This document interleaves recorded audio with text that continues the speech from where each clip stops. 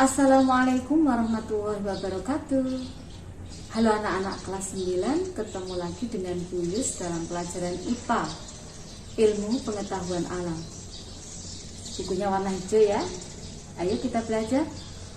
Nah, anak-anak, kali ini Bu Yus akan menjelaskan tentang pewarisan sifat. Dan pada video ini kita membahas tentang materi genetik.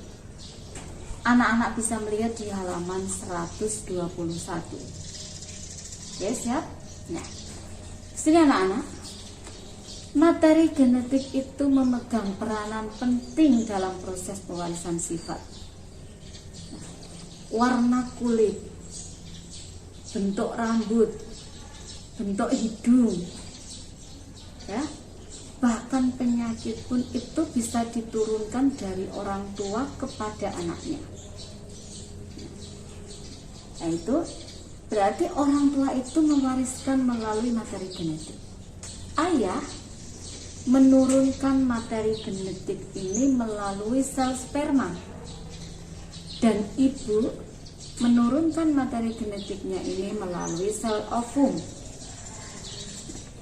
Materi genetik dari ayah dan ibu itu bergabung dalam proses fertilisasi.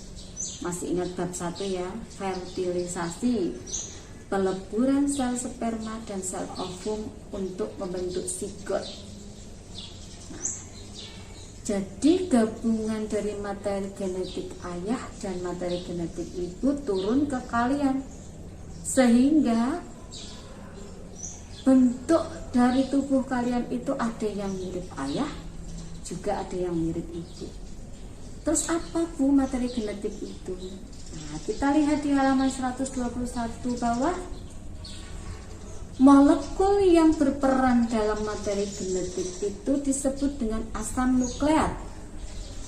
Dan asam nukleat itu ada 2. Ini deoksiribonukleik acid atau DNA dan ribonukleik acid atau RNA.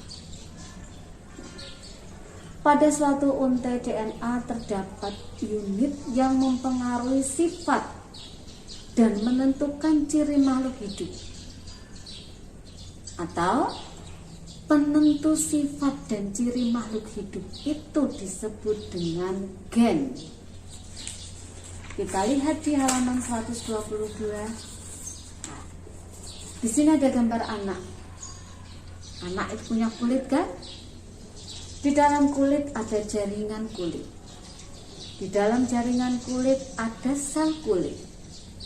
Di dalam sel kulit ini ada yang namanya inti sel. Di dalam inti sel inilah terdapat kromosom. Ada kromatin, kromatid di sini ya. Untai panjang ini yang disebut dengan DNA. DNA terlilit pada protein histon. Nah, di sini jelaskan. DNA terletak di dalam inti sel. Tapi ada juga DNA yang tidak dalam inti sel. Nah, DNA merupakan untaian yang sangat panjang. DNA melilit pada protein yang namanya protein histon. Seluruh untai DNA ini disebut dengan kromosom. Ini pada saat sel membelah, kromosom itu memadat sehingga lebih mudah untuk diamati. Contoh di sini adalah bawang merah. Di sini akarnya, jaringan akar bawang. Pada saat kromosom akar bawang ini membelah, ini jadi terlihat ini pada saat selnya membelah. Oke, kita lihat anak-anak di halaman 123, struktur DNA dan RNA itu kayak apa Bu? Penemuan struktur DNA itu tidak lepas dari peneliti yang namanya Maurice Wilkin dan Rosalind Franklin. Dia menggunakan teknik kristalografi atau difraksi sinar X untuk mempelajari DNA sudah dari tahun 1950 sampai 1953. Belum ada yang lahir ya. Nah ini Rosalind Franklin. Ini foto DNA hasil difraksi sinar X. Berdasarkan penelitian Rosalind Franklin pada tahun 53, Francis Crick dan James Watson mengatakan, ya, ini mengatakan DNA memiliki struktur seperti untai ganda yang membentuk heliks seperti ulir. Nah ini ya, melungkernya ini heliks seperti ulir. Nah ini gambarnya. Kita lihat ini adalah struktur heliks, ini struktur kimia DNA. Mari kita lihat penjelasannya di belakang. Sini penjelasannya. Asam nukleat, baik itu DNA atau RNA, itu tersusun dari subunit yang namanya nukleotida.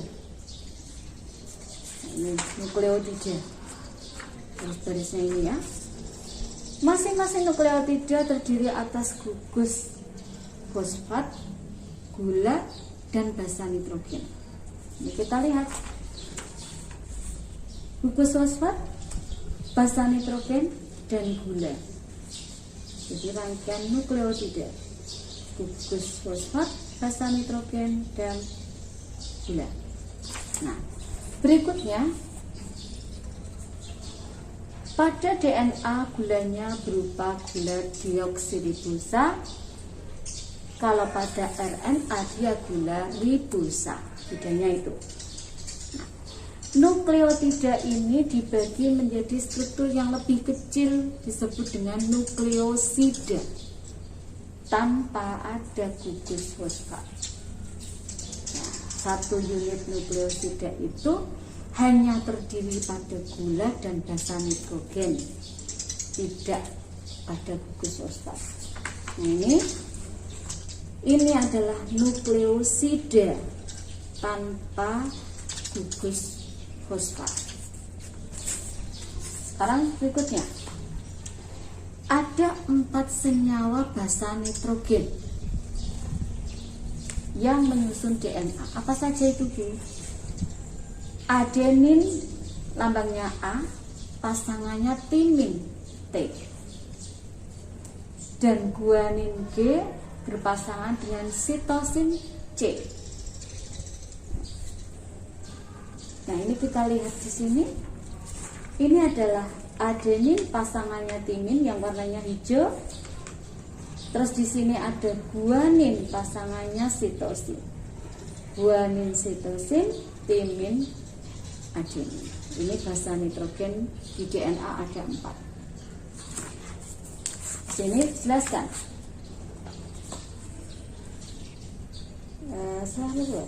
Basa nitrogen adenin dan guanin A dan G dikelompokkan pada basa purin.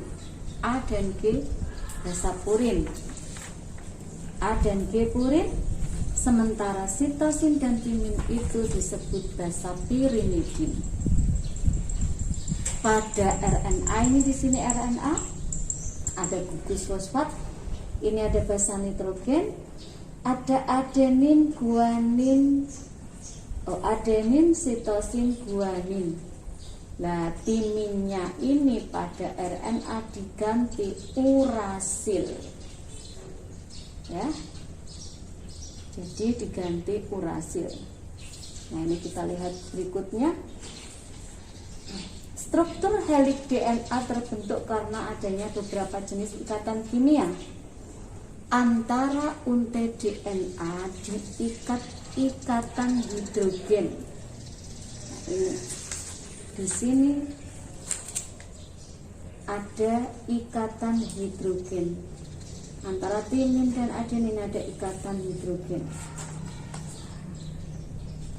Antara basa nitrogen dengan gula diikat dengan ikatan glikosida. Antara gula deoksiribosa yang biru ini dengan yang hijau kuning ini diikat dengan ikatan glikosida. Ya, anak-anak lihat di situ. Ya, menyambungkan antara warna biru dan hijau itu dengan ikatan glikosida.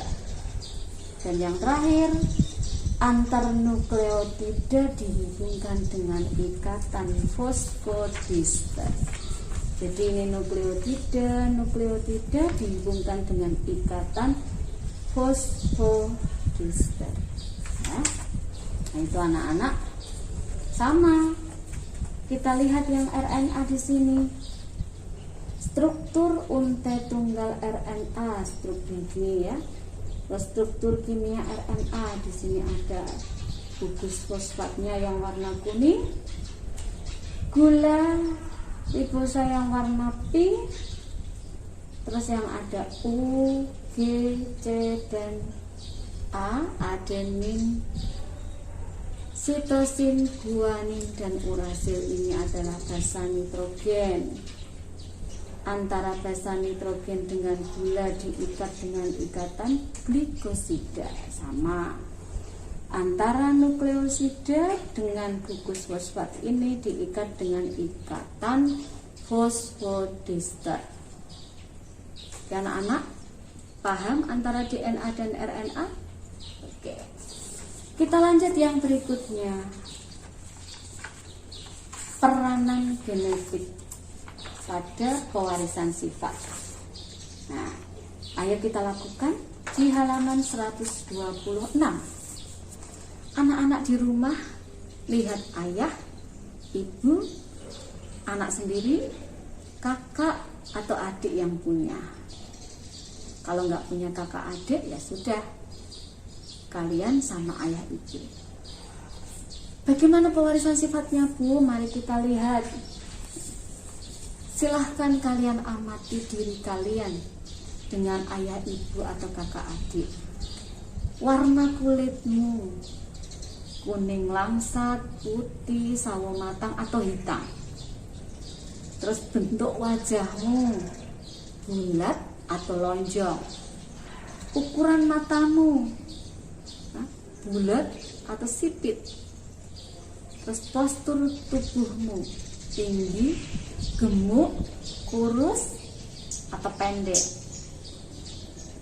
Pelekatan cuping telinga terpisah atau melekat. Iris mata, jadi iris mata apakah coklat, hitam, biru, hijau, atau kuning.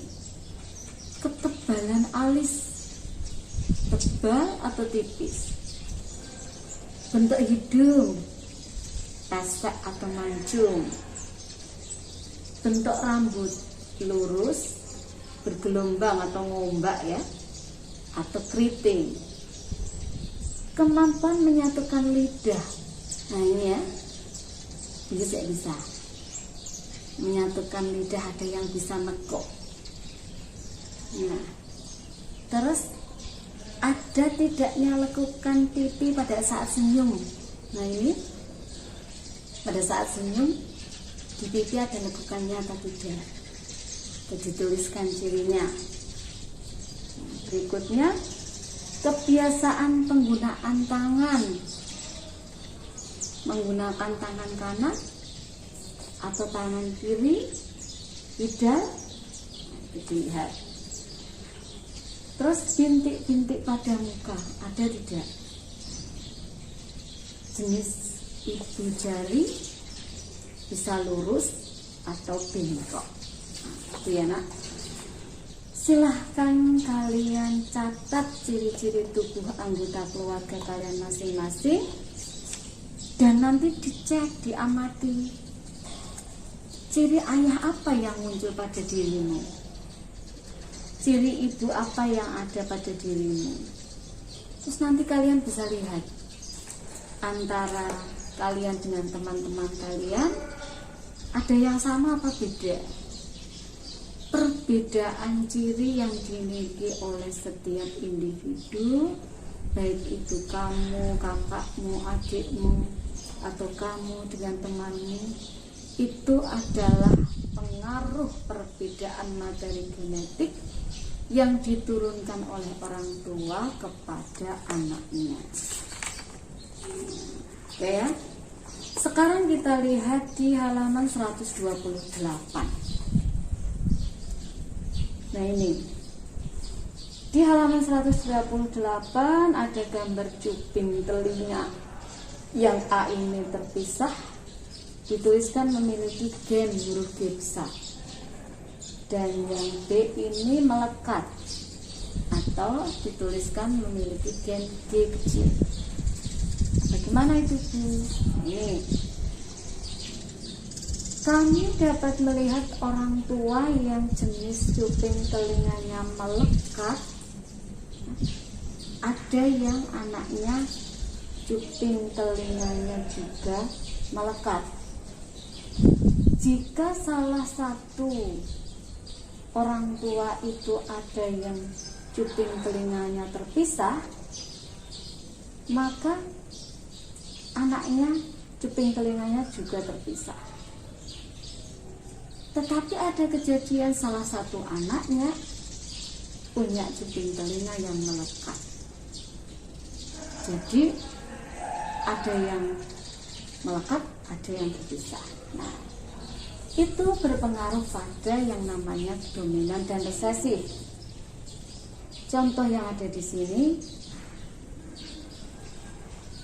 jika kamu melihat ada ciri jenis cuping terpisah, maka hampir semua anaknya cupingnya terpisah. Sedangkan yang memiliki cuping melekatnya hanya sedikit. Itu yang namanya sifat dominan. Jadi kalau ada orang tuanya cuping terpisah dengan cuping melekat, ternyata banyak yang terpisah, yang melekat cuma sedikit. Nah, kata-kata banyak, karakter yang mampu mengalahkan atau menutupi karakter yang lain, berarti cuping yang terpisah itu mengalahkan yang melekat, itu disebut dengan sifat dominan. Dan kata-kata melekat karena dia kalah cuma sedikit saja yang cupingnya melekat. Misalnya anaknya 4, ayahnya cuping terpisah, ibunya cuping melekat. Ternyata yang 3 ini anaknya cuping terpisah semua, dan cuma 1 yang melekat. Ini menunjukkan bahwa yang terpisah ini sifatnya adalah dominan. Sementara yang melekat ini karena cuma sedikit, dia resesif.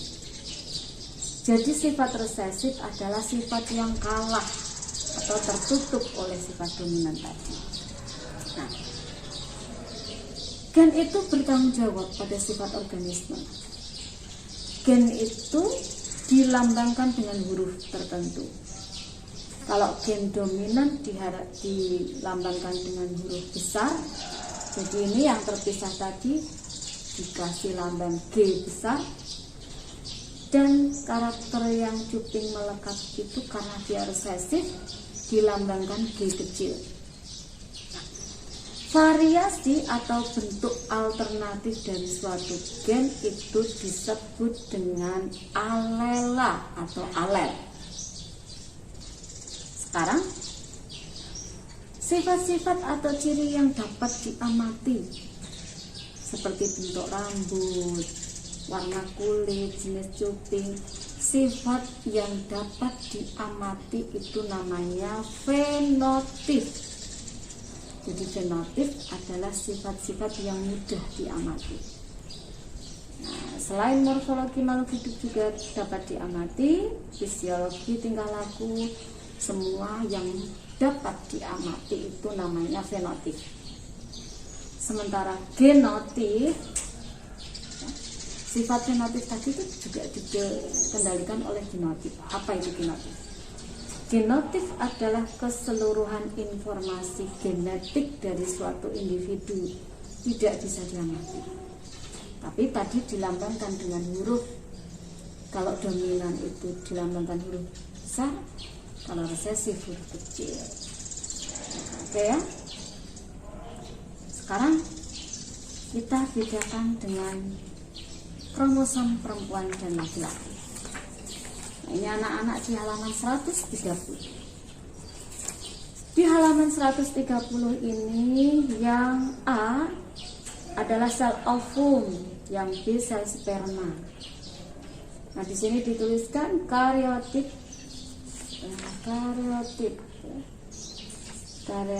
perempuan dan laki-laki. Perempuan memiliki 22 AA dan XX. Ini 1, 2, 3, 4, 5, 6, 7, 8, 9, 10, 11, 12, 13, 14, 15, 16, 17, 18, 19, 20, 21, 22 AA dan 2 ini XX. Laki-laki memiliki karyotik 22 sama AA dan ini XY. Untuk yang C, nah C ini karyotik sel telur. Jadi sel telur itu cuma satu ya, karena dia haploid. Ini kita lihat penjelasannya di sini. Susunan kromosom pada sel penyusun tubuh berbeda dengan susunan kromosom pada sel kelamin. Yang atas tadi sel tubuh, yang bawah sel kelamin. Kromosom pada sel tubuh susunannya berpasangan. Keadaan kromosom yang berpasangan itu disebut dengan diploid atau lambangnya 2N. Sementara untuk sel kelamin itu tidak berpasangan, disebut dengan haploid atau lambangnya N. Ya. Keadaan diploid ditulis dengan 2N, haploid dengan N. Kromosom sel kelamin ini separuhnya sel tubuh. Ini kita lihat jumlah kromosom sel tubuh manusia 23 pasang. Ini tadi 23 ya, 23 pasang ya, 22. Kromosom nomor 1 sampai 22 ini disebut autosom. Dan yang nomor 23 ini disebut gonosom. Sekarang kita lihat dalam biologi itu lambangnya dibedakan, ada tanda panah sama plus. Kalau tanda panah itu jantan, kalau plus itu yang betina. Penulisan kromosom sel kelamin dan atau gonosom laki-laki, yang di sini ada XY tadi. Dan untuk perempuan XX. Karyotik atau susunan kromosom laki-laki dituliskan 22A plus XY. Kalau yang ini pada sel perempuan itu dituliskan 22A plus XX. Jadi ya, bedanya di XX untuk perempuan, XY untuk laki-laki. Nah, pada sel kelamin kromosom itu tidak berpasangan atau haploid, dilambangkan dengan N. Nah ini, jadi di sini ini adalah yang C, karyotik sel telur 22A plus X. Yang D, karyotik sel sperma 22A plus Y atau 22A plus X. Kalau perempuan cuma X, kalau laki-laki ada X dan Y. Nah, sekarang kita lihat di halaman 132. Parental atau induk. Nah, ini yang ada tanda panah ini cowok, 22AA plus XY. Yang ada tanda plus ini cewek, 22AA plus XX. Nah, ini dipisah jadi gametnya 22A plus X, 22A plus Y. Karena ada X sendiri ada Y. Tapi kalau di sini karena XX, gametnya cuma 1, 22A plus X. Oke. Nah, ini anaknya jadi bergabung 22A plus X. Ini penghilangan dengan 22A plus X jadinya 22A plus XX, jadi perempuan. Yang satu 22A plus Y bersilang dengan 22A plus X jadinya 22AA plus XY. Ini persilangan ya, diagram perkawinan laki-laki dan perempuan. Nah, ini anak-anak, di penjelasannya tadi, yang namanya parental itu induknya, dan keturunan dalam proses pewarisan sifat ini disebut dengan filial atau anak.